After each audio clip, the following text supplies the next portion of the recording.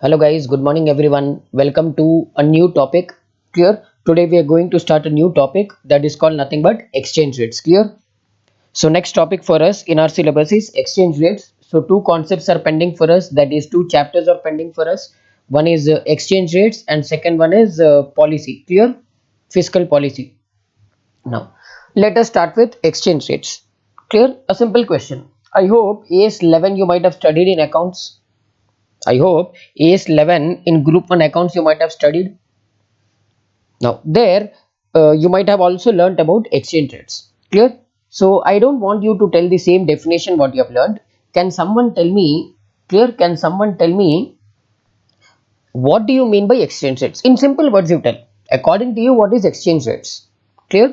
In simple words, someone you can either unmute yourself and talk, or if no, don't unmute. Recording is going on. What you can do is you can message. Clear? In the chat box, you message. Very good, Shravan.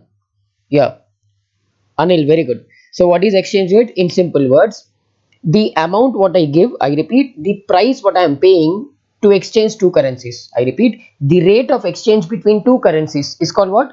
Exchange rate. I repeat, the rate of exchange between two currencies is called what? Exchange rate. Let us take a simple example. Let us say, for example, today, let us say go to Google and let us search for dollar to rupee. Clear? So what is the dollar to rupee here? 1 rupee equals to, sorry, $1 equals to 73.08 rupees. I repeat, $1 equals to 73.08 rupees. So in simple words, let us say we are all Indians, right? We are all Indians. No one is from other country, right? So for us in India, what is the currency we use? What currency we use in India? Dollars. Yeah, sorry, rupees. So you're confusing me only. Clear? So what type of currency we use in India? We use rupees. Now my question is, sir, as an Indian, I have rupees. I want dollars. Now tell me, how many rupees should I give to get $1? I go to bank. Let us say I go to State Bank of India. I go to ICICI. I go to any bank. Clear? After going to a bank, I tell them that I want $1. Bank will ask me to pay how much? 73 rupees 8 paisa I need to pay to bank to get $1. So how many rupees I'm paying to get $1? I repeat, how many rupees I'm going to pay to get $1? That is 73.08. This is called what? Exchange rate. Sir, if let us say an American fellow comes from US to India and he goes to bank and gives $1. How many rupees that American fellow will get? 73 rupees 8 paisa. So in simple words, when I go to bank and exchange my rupee with dollar, or a US fellow goes to bank and exchanges dollar with a rupee, how much amount I'm expecting in return? So when I'm exchanging two currencies, what is the value? What is the price? What is the amount involved in exchange of two currencies? It's called as what?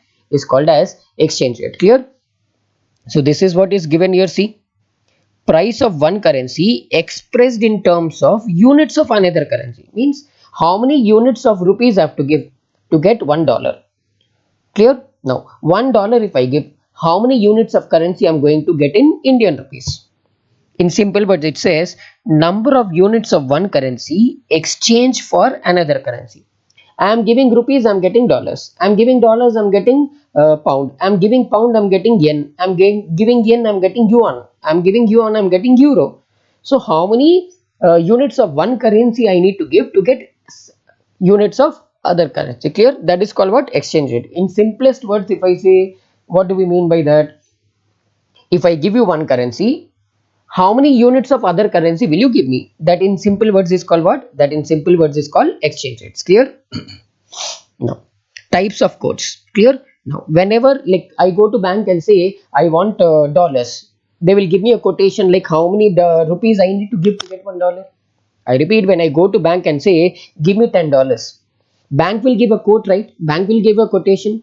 If you give so many rupees to me, then only I'm going to give you so many dollars. That is called what? Quote. Clear? Now quote can be of how many types? Direct quote, indirect quote. Clear? Quote can be of how many types? Direct quote, indirect quote. Direct quote means what? Number of units of local currency exchange for 1 unit of foreign currency. I repeat, number of units of local currency exchanged for 1 unit of foreign currency. Sir, I am giving 73 rupees 8 paisa to bank. I am giving local currency to bank and bank is giving me what? Foreign currency. So how many units of local currency I am giving to a bank? I repeat, how many units of local currency are given to bank or anyone for 1 unit of foreign currency? So I go to bank. How many units of rupees I am giving to bank? Mr. A, clear? See here. Mr. A gave to bank what? Mr. A gave to bank 73.08 rupees. And what will bank give to Mr. A? Clear? What will bank give to Mr. A? Clear? What will Mr. A get from bank? He will get what? $1. I am giving, see, I am giving a local currency to bank and bank is giving me a foreign currency. This is called what? Direct quote. This is called as what? Direct quote. Indirect quote, it is reverse. See here. In indirect quote, what will happen? Number of units of foreign currency exchange for 1 unit of home currency. Means I am giving foreign currency and I am getting local currency.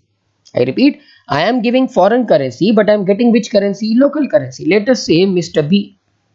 Mr. B went to bank and gave what? $1. And Mr. B received from bank what? Rupees 73.08. Clear? So in simple words, I repeat, in simple words, what will happen? I am giving you rupees. I am giving bank rupees. What am I giving? Local currency. When local currency is given, when local currency is given in exchange of what? Foreign currency. Direct quote. If foreign currency is given in exchange of local currency, it is called what? Indirect quote. Clear? So in indirect quote, what will happen? Domestic currency will be base currency. Means what I want to get. Clear? I repeat, in indirect quote, what will happen? Domestic currency will be what? Base currency. In India, what is the base currency? Rupees. So I am receiving rupees. That is called what? Base currency. To receive rupees, what is Mr. B giving to bank? What am I counter exchanging with bank? Dollars. So foreign currency is called counter currency. Clear? I repeat again, listen very carefully. Two currencies have to be exchanged. Clear? When I want to exchange two currencies, I repeat, I want to exchange two currencies. What is required? Exchange rate is required. Clear? Now exchange rate can be of how many types? Direct and indirect. I am giving local currency, means let us say I am giving local currency rupees to a bank. Bank is giving me dollars. Direct quote. I am giving dollars to bank. Bank is giving me rupees. Indirect quote. Clear? So remember, in this way, domestic currency is always what? Base currency. Foreign currency is always counter currency, where in an indirect quote it will become exactly reverse in direct quote. Clear? Now let us now go to exchange rate regime. Clear? Exchange rate regime, there can be two different types of exchange rates. It can be either fixed exchange rate or they can be floating exchange rate. I repeat, there can be either fixed exchange rate or floating exchange rate. What is fixed, what is floating, we'll see later. But now let us see why this exchange rate regime has come. What do we mean by this exchange rate regime? It means what? It means how a country manages its currency in respect of foreign currency. How is India managing rupees against what? Dollars? How is India managing the value of rupee against euros? How is India managing the Indian rupee value against Sri Lankan rupee? How is Indian government managing its currency with respect to Australian dollars? That is called what? Exchange rate regime. How will they manage based on either fixed exchange rate or it can be either floating exchange rates. Clear? So I can simply say that method by which, clear, you can also say that it is a method by which value of domestic currency is determined in respect of foreign currency. Clear? So how government is setting the price? Not basically, you can't say government because exchange rate is not decided by government. How Indian government, how the Reserve Bank of India is managing its own currency with respect to other currencies. Now let us say, for example, at the time of independence, $1 was equal to 1 rupee. At the time of independence, $1 was equal to 1 rupee when India got independence. But today, sir, $1 equal to 73.08 rupees, means Indian rupee ka value is decreasing. Dollar value is increasing. Why? Sir, dollar is a global currency. Dollar is a global currency, international currency, right? Rupee is not an international currency. So what India should do to make sure that India ka rupee value will increase, dollar value will decrease, that is called what? Exchange rate regime. How are we managing our rupee? How are we managing our rupee value? It's constantly decreasing, right? It's constantly decreasing rupee value.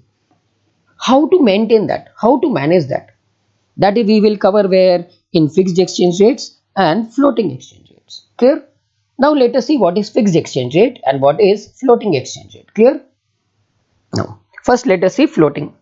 Floating means what? Value of exchange rate of a currency is determined by market. Simple. I repeat, RBI has no role. I repeat, central bank of a country has no control over floating exchange rate. It always depends upon what? Demand and supply. I repeat, floating means remains same or keeps changing. I repeat, floating exchange rate means what? Remains or keeps changing? Keeps changing, right? When the exchange rate keeps changing. Today $1 is equal to how much, sir? Today $1 is equal to 73, how much? 73.08 rupees, right?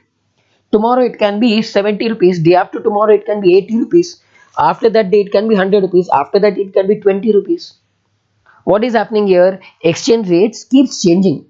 Clear? The value of rupee, the value of currency keeps changing. But how, sir? Who determines the floating exchange rate? Sir, floating exchange rate is determined by whom? Market. Clear? Market. Market means what, sir? Demand and supply. Market means what? Demand and supply. Clear? Market means demand and supply. Now let us say people are demanding. People are demanding more of dollars. People are demanding dollars more and rupee less. So automatically dollar ka value will appreciate. Rupee value will depreciate. Sir, people, there is a huge demand for Indian rupees. I repeat, there is a huge demand for Indian rupees. Then what will happen? Indian rupee value will appreciate and dollar will depreciate. So it all depends upon demand and supply. Since dollar, euro, pound, these are global currencies, international currencies. That is why Indian rupee ka value will always be less when you compare to these three currencies. Clear?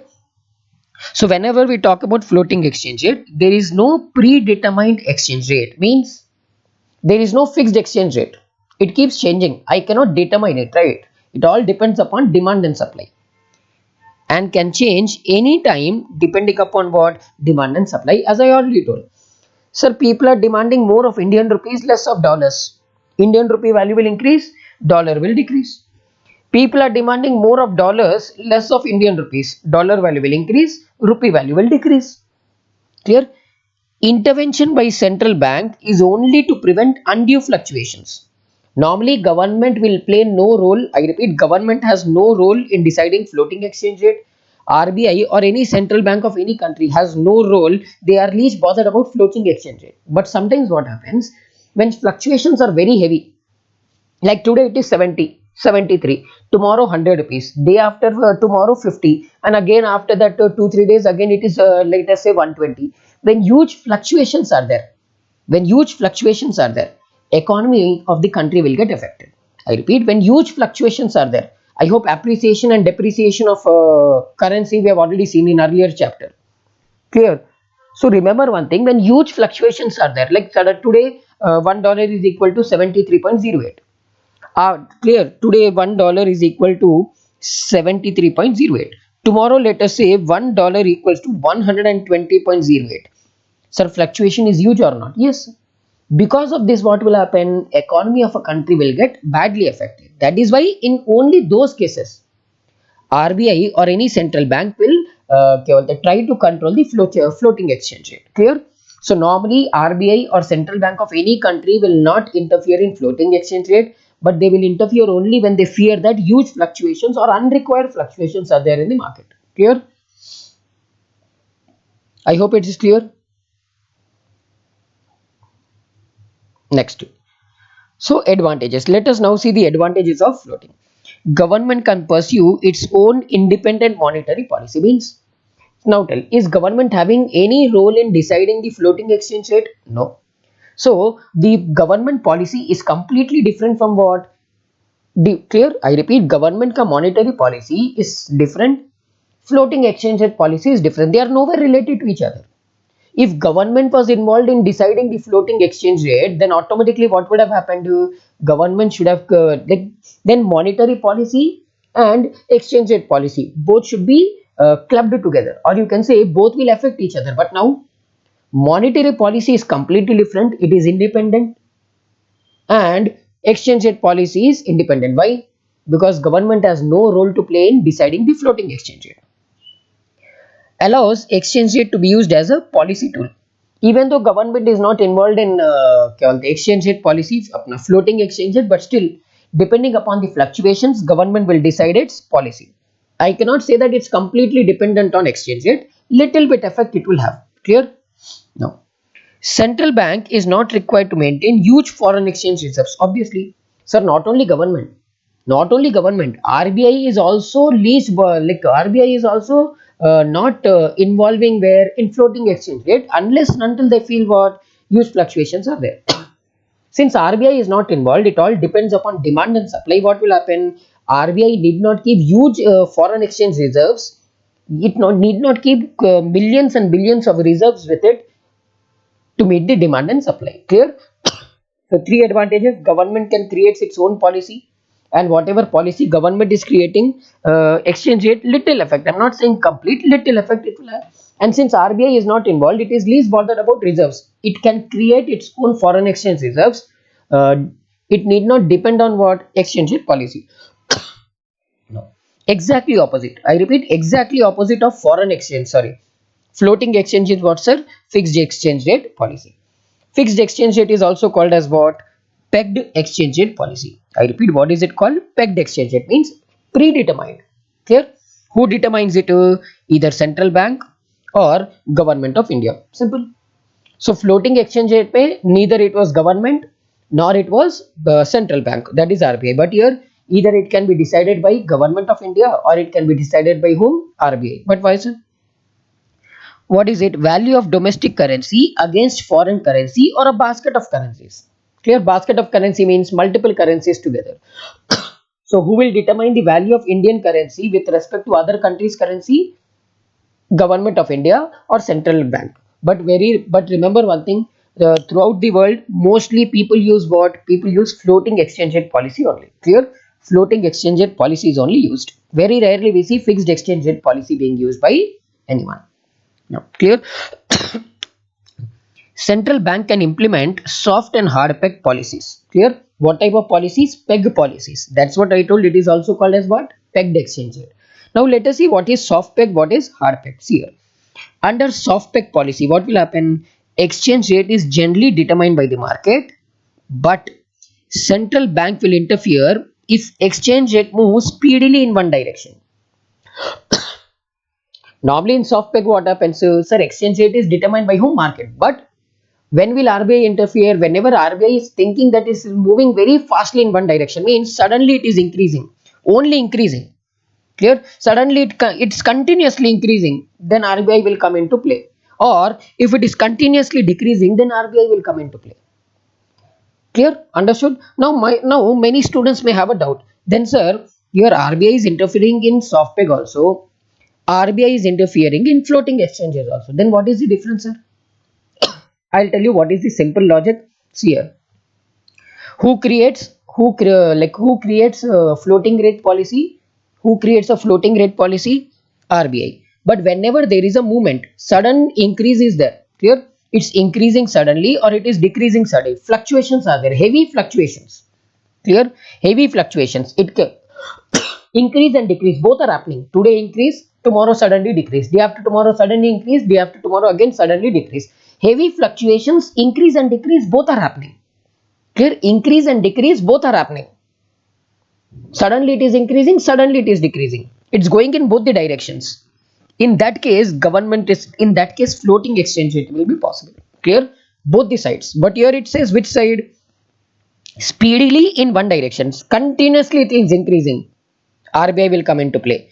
Continuously it is decreasing. RBI will come into play.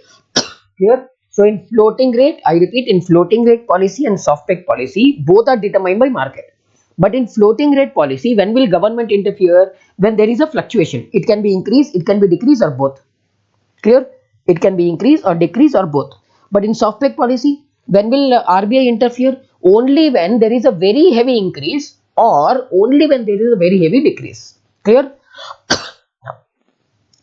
Under hard peg policy, what will happen? Under hard peg, clear? Under hard peg policy, what will happen? Central bank determines the fixed exchange rate value. It will not change. Unchanging exchange rate value. Clear? So soft peg mein market is determining, but central bank will interfere when there is heavy increase or when there is heavy decrease. Or you can say this is almost similar to what floating exchange rate.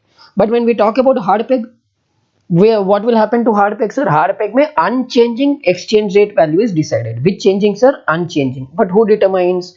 Central bank. Clear? Now let us see the advantages, sir. Advantage number one, it avoids what fluctuations? Currency fluctuations. Why? It is fixed. It will not change. Exchange rate will not change.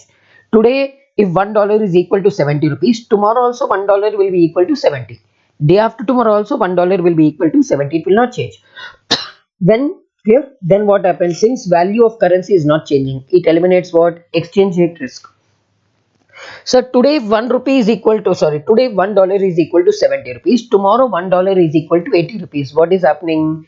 Indian rupee value is decreasing, dollar value is increasing. In that case, what happens? Exchange rate risk will happen. AS11 you might have studied, right? Foreign exchange loss.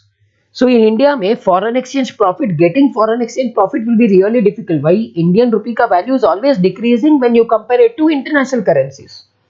So that is why when rate is fixed, that headache of foreign exchange loss will be either eliminated or it will reduce and results in what? Low inflation rates. When Indian rupee ka value is fixed, it will not change. Obviously, inflation will come under control. When value does not change, now let us say why people will invest in India. Why people are investing in India? Because when I bring $1 to India, I am getting 70 rupees. Tomorrow, if I bring $1 to India, I am getting only 60 rupees. Day after tomorrow, if I am bringing, I am getting 85 rupees. Fourth day, if I am bringing $1, I am getting only 25 rupees. When fluctuations are there, what will happen? Obviously, investor will think twice before investing.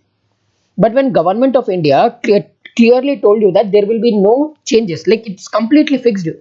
Today also, if you get 70 rupees only, you will get. Tomorrow, if you give dollar, tomorrow also will give you 70 rupees only. Then risk will reduce. Since risk is reducing, what happens? It is encouraging investment. When everything is happening properly, what happens? Monetary policy of a country will be credible. Means people start believing the monetary policy. Clear? Just go through this once. Just go through for 5 minutes. Then we'll continue. So okay, guys, let us continue now. So next concept in the same chapter we have is nominal versus real exchange rate. Clear? Nominal versus real exchange rate. So this concept I'm not going to teach you now. The same concept we have studied in nominal GDP and real GDP when we were in chapter number 1, national income accounting, right? So this concept I'm not going to exchange, just go through once. Simple question, what was the difference between nominal and real GDP? Tell me, which GDP will not take price changes into consideration? Nominal GDP. Now tell me, which type of exchange rate will not take into consideration the changes in prices? Nominal. Which GDP used to take into consideration price changes? Real GDP. So which exchange rate? So which exchange rate will take into consideration the changes in prices? Real exchange rate. Clear? Just go through once. Already explained in detail in chapter number 1. Same thing. Now let us understand foreign exchange market. Now let us say if I want to buy fruits, I will go to which market, sir? Fruit market. There are many fruit markets in every area. If I want to buy vegetables, I'll go to vegetable market. If I want to buy flowers, I'll go to flower market. They are all physical markets, right?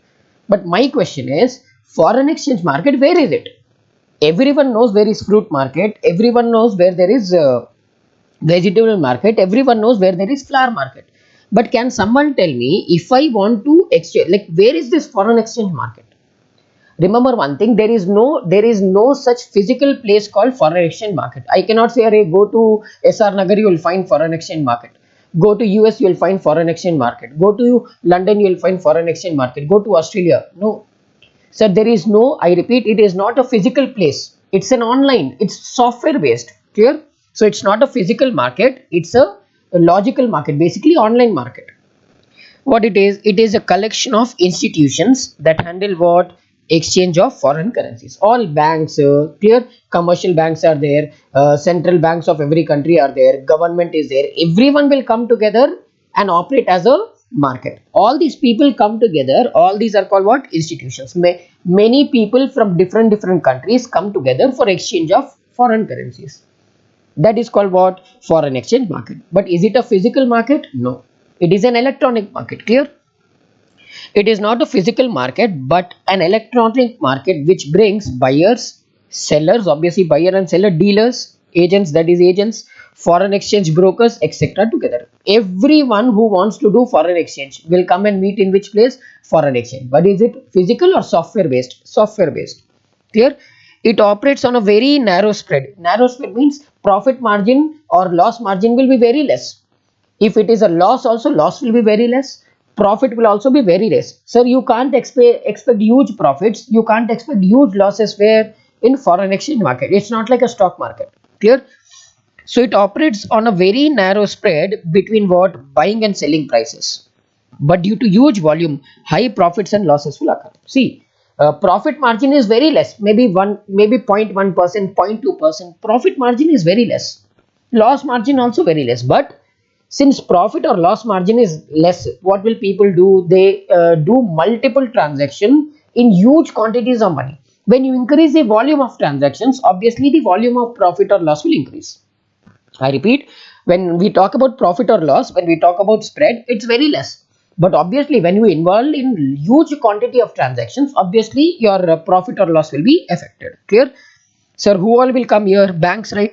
Who all will come here? Banks. Banks may central bank, that is RBI in India, only for regulating the volatility, means increase or decrease. And commercial banks are there. Central bank only to manage the exchange rate, like volatility.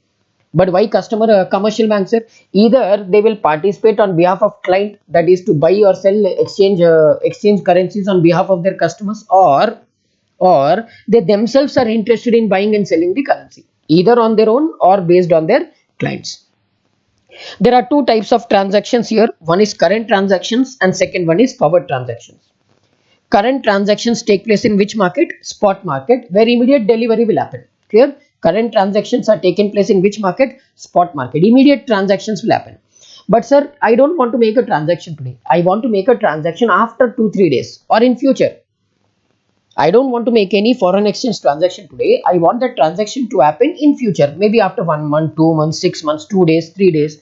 I will go to which market? Forward or future market. Clear? So point number one, is foreign exchange market a physical market? No, it's an electronic market. Who all will participate, sir? Buyer, seller, dealers, foreign exchange brokers, etc. etc. Clear? Now, profit and loss margin are less? Yes. But if in case if quantities you deal are very huge, automatically what will happen? Profit or loss volume will increase. Next. So then we talk about banks. Banks mein who will be there? Central bank only to regulate what? Volatility, like increase or decrease in exchange rates. And commercial banks, either they will make a transaction on their own because they themselves want to buy or sell, or they can make a transaction on behalf of whom, sir? They can make a transaction on behalf of their customers also. Clear? Or you can say clients also. Clear? Now, how many types of transactions are there in foreign exchange, sir? Two. Current transaction and forward transaction. Clear? Current transaction means today I want to make a transaction. Which market I will go to? Spot market. But sir, if I want to make a transaction in future, let us say after 2 days, 3 days, tomorrow, day after tomorrow, after 1 month, 2 months, then which market I should go for? That is called as forward or future market. Clear? No. So whenever how this exchange rates are determined, see, exchange rates are based on what? Purchase of goods and services from another country. Let us say if India is purchasing goods, huge goods, like India is purchasing goods like in heavy quantities from China. Automatically what will happen? Chinese currency ka demand will increase. Indian rupee ka demand will decrease. Chinese currency ka since demand is more, price will be more. Indian currency ka since demand is less, price will also be less. Let us say US is buying huge quantities of goods. I repeat, US is buying huge quantities of goods from India. So obviously demand for Indian rupees will increase and the dollar will decrease. Since demand for Indian rupee increases, Indian rupee ka value will increase, that is appreciate, and dollar value will decrease, that is depreciate. And then we have unilateral transfers such as gift, one country giving gifts to other countries. Purchase of financial assets we have seen in FDI, FPI, right? And open a foreign bank account. All these examples we have already seen in earlier chapter. FDI, FPI ke differences. Clear? See, this is the demand for currency and this is the supply for currency. A place where demand and supply meets each other. Clear? A place where demand and supply are equal is called what? Equilibrium, NER. NER means nominal exchange rate. Clear? Equilibrium, nominal exchange rate. Clear? Now last concept we have in this chapter is changes in exchange rates. Clear? Exchange rate can either be appreciation or depreciation. I repeat, it can either be appreciation or depreciation. Now, today, today,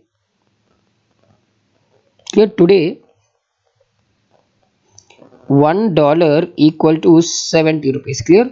$1 equal to 70 rupees. And tomorrow, clear? Tomorrow, $1 equal to 60 rupees. Clear? See here. Today, if a person from US comes, clear? I repeat, today, if a person from US comes, how many rupees he will get by giving $1? 70 rupees. Clear? Now, in case if that fellow comes tomorrow, in case let us assume that fellow comes tomorrow. If that fellow comes tomorrow, how many rupees that fellow will get? 60. Today that fellow is getting 70 rupees. Tomorrow if that fellow comes, he is getting 60 rupees. Now tell. Today if I give $1, value of $1 today is how much? 70. Sir, what is the value of $1 tomorrow? 60. Now tell. Dollar value is increasing or decreasing? I repeat, today $1 value is 70. Tomorrow $1 is equal to 60. Value of $1 today is 70 and value of $1 tomorrow is what? 60. Now tell, dollar value is increasing or decreasing? So dollar value is decreasing. Clear? Dollar value is decreasing. And whose value is increasing? Obviously, rupee value is increasing. Clear? Rupee value is increasing. When one currency ka value falls, second currency ka value increases. Correct or not? In this case, what is happening here? Dollar value is depreciating. So Indian rupee value is appreciating. Clear? This is called what? This is called as home currency appreciation. Which appreciation, sir? Home currency appreciation. Clear? Increase in the home currency price of foreign currency. Clear? In simple words, if I say I am giving less quantity of rupees to get more dollars.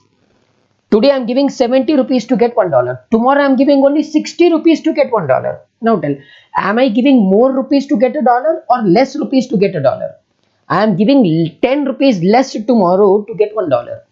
When I am giving less of home currency and getting more of foreign currency. I repeat, when I am giving less Indian currency and getting more foreign currency, that becomes what? Appreciation. That is called what? Home currency appreciation. No. Home currency appreciation mein what will happen? What will happen in home currency appreciation? Demand will increase or decrease? Clear? Now supply will increase or decrease? See here. When price is E, I repeat, when price is E, quantity demanded is how much? Q. When price decrease from E to E1, quantity increase from E1, Q to Q1. I hope everyone knows this. I repeat, when a price was, when exchange rate was E, quantity demanded by Q. When home currency appreciated, that is when foreign currency depreciated, what happens? Quantity demanded increases. When quantity demanded increases, obviously supply will increase. Correct or not? Supply will increase. Clear? Supply will increase. Exactly reverse will be this one. What is this, sir? This is nothing but appreciation, depreciation. Clear? Home currency depreciation. Let us see. Now, so today $1 is equal to 80 rupees. Clear? Today $1 is equal to 80 rupees. Tomorrow $1 is equal to 90 rupees. Clear? Today $1 is equal to 80 rupees. Tomorrow $1 is equal to 90 rupees. Means today what is the value of dollar? 80 rupees. Today what is the value of dollar? 80 rupees. Tomorrow what will be the value of dollar? 90. Now tell me. Today 80 rupees is the value of $1. Tomorrow 90 rupees is the value of $1. Now tell me, value of dollar is increasing or decreasing? So dollar value is increasing. So obviously rupee value will depreciate. So this is called what? Depreciation. So in simple words, I am giving more domestic currency and getting what? Less of foreign currency. Clear? This is called what? This is called as appreciation and depreciation. Let us see what will happen if home currency appreciates and what will happen if home currency depreciates. First we are seeing appreciation of home currency. Clear? Now remember one thing, devaluation and depreciation are different. Depreciation is determined by market, devaluation is done by RBI. Clear? I repeat, depreciation is automatic. It is done by whom? Market. Devaluation, see, depreciation is also decrease in currency value. I repeat, depreciation is also decrease in value of currency. Devaluation is also decrease in value of currency. But who does depreciation? Depreciation is done by market, demand and supply. Who does devaluation? RBI. In the same way, appreciation.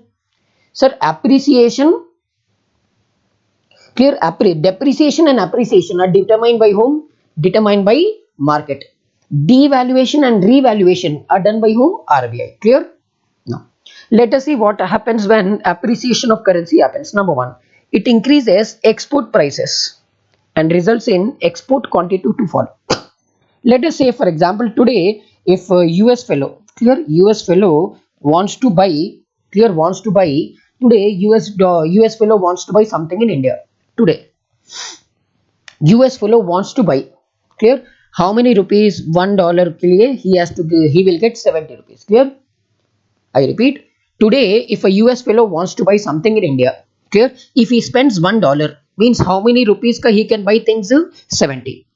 Tomorrow the same fellow gives $1, he will receive how much? 60 rupees. Now tell, US, now yesterday if he comes to India, yesterday if he wants to spend in India, today if he wants to spend something in India, how much he can spend for $1? 70. Tomorrow if that fellow wants to spend something in India, how much he can spend? Only 60. Now tell, US fellow is spending in India, means US fellow is buying something from India. I repeat, if today he buys something, he can buy for a maximum of 70 rupees. Tomorrow if that fellow is ready to buy something in India, he can buy only for 60 rupees. US fellow is buying, it means India is selling. So what is happening? Price is decreasing or not?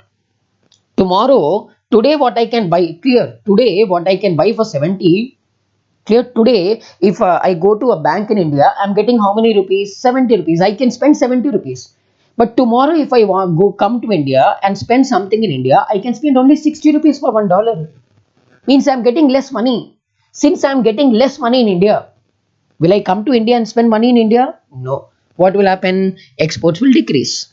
Clear? Exports will decrease. Understood the logic here? See, simple logic, Ray. Today, if a US citizen wants to spend in India, for $1 he can spend buy only for 70 rupees. Clear? Tomorrow, if I want to come to India, how much Indian government is ready to give me for $1? 60 rupees. Am I getting more money tomorrow or less money tomorrow? I'm getting less money. Since I'm getting less money for $1, why will I come to India and invest? If I'm not investing, exports will not happen. Clear? When exports not happen, what will happen? Import price reduces. What is happening here? Export price increases. When export price increases, what will happen? Import price reduces. Clear? So when export price increases, import price decreases. Export price increases, exports decrease. Import price decreases, import will increase. Sir, my imports are more than exports. My imports are greater than exports. Now tell. India is selling less because people are not investing in India. Why? They are not getting enough money to invest in India now. Since my imports are more than exports, this will result in positive or negative impact. It will result in a negative impact. Clear? This will result in what? Negative impact. Sir, when exports are not happening, simple logic here, exports are not happening. Sir, when exports are not happening, production will increase or decrease. I repeat, when exports are only not happening, no one is ready to buy goods from my country. I will produce more quantity or less quantity. I will produce in less quantity. Since production reduces, employment will be high. Sorry, employment will decrease or unemployment will increase. Sir, unemployment increases. People don't have money to spend. Inflation reduces. sir, since there is no money to spend, employment is not there, production is not happening, domestic industry will be affected, and India ka budget will be what, in surplus or deficit? It will be in deficit. Exactly opposite will be what here. Here what is happening, export prices are increasing. Here what will happen, export prices will decrease. Clear? I repeat, here increase in export prices, here it will be reduction in export prices. Here it is import price reduces, here import price increases. Here exports quantity fall, here exports quantity rise. Here imports rise, here imports fall. Here economic growth will negative, here it will have positive economic growth. Here it will result into deficit, means no income. Here increases government revenues. Clear? So I hope it is correct. I hope the concept is clear. So next concept we will study in next class. Clear? Bye everyone. If anyone has any doubts, you can just ping me. Clear?